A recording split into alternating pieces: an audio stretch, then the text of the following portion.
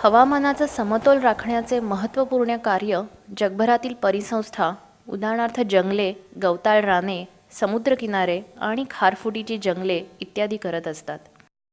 परिसंस्था म्हणजे असा जैविक समुदाय, म्हणजेच गवत झाडापासून ते मुंगी वाघांपर्यंत सर्व जीव ज्यांची एकमेकांमध्ये आणि पर्यावरणातल्या भौतिक घटकांशी म्हणजेच माती, हवा, पाणी, सूर्यकिरणे इत्यादींची सतत देवाणघेवाण अथवा आंतरक्रिया चालू असते. अशा परिसंस्थांचा पाया जैवविविधतेत आहे. या परिसंस्थांकडून अनेक परिसंस्था सेवा आपल्याला मिळत असतात. किंबहुना मानवी अस्तित्वच या परिसंस्थांवर टिकलेले आहे. विविध परिसंस्था आपल्या परिसरातही आहेत आणि त्यांचे संरक्षण आणि संवर्धन करणे ही अर्थातच आपली जबाबदारी आहे.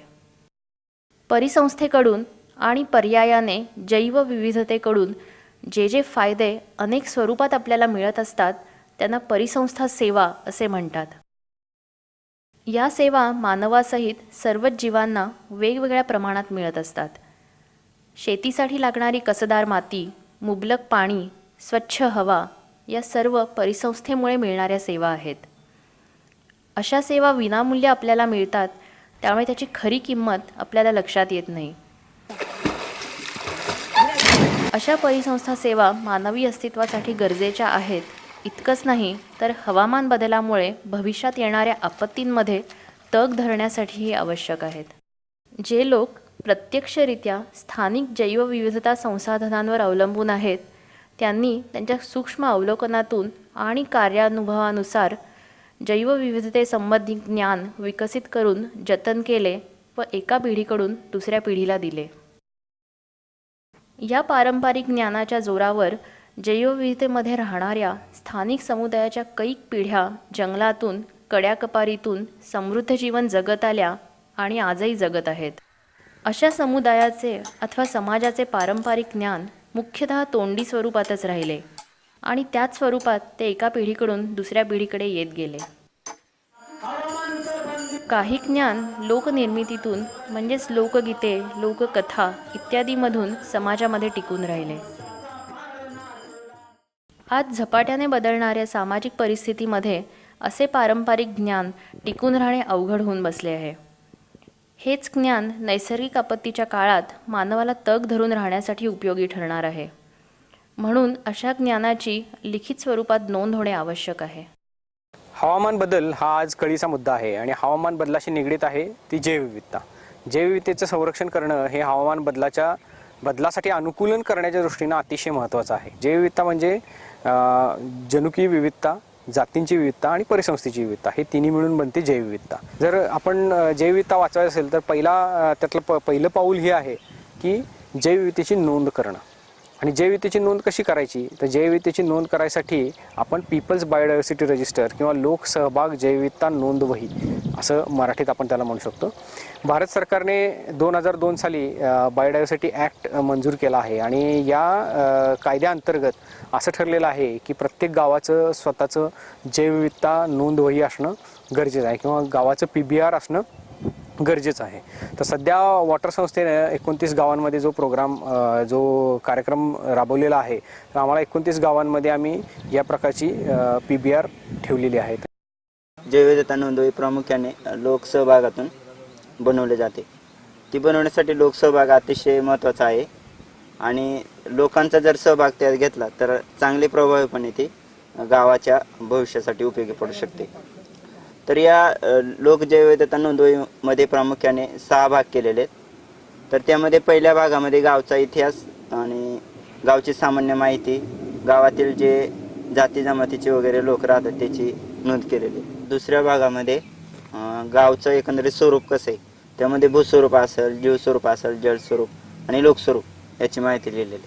तिसऱ्या भागामध्ये कृषी जैवविविधतेची नोंद केलेली आहे. त्यामध्ये पिकं, शेतात आढळणारी तणे, शेतीसाठी लागणारे अवजारे अशा विविध गोष्टींची नोंद केलेली आहे. आणि चौथा जो भाग आहे त्यामध्ये गृहउपयोगी जैवविविधतेची नोंद केलेली आहे. त्यामध्ये औषधी वनस्पती, शोभेच्या वनस्पती, बाजारपेठा यांची नोंद केलेली आहे. 5व्या भागामध्ये वन्य जैवविविधतेची नोंद केलेली आहे. त्यामध्ये वनस्पती, झाडं, झुडपं, वेली, प्राणी, पशु, पक्षी यांची नोंद केलेली आहे. आणि 6व्या भागामध्ये सांस्कृतिक विविधतेची नोंद केलेली आहे. असं एकंदरीत PBRचे 6 भाग करण्यात आलेले आहेत.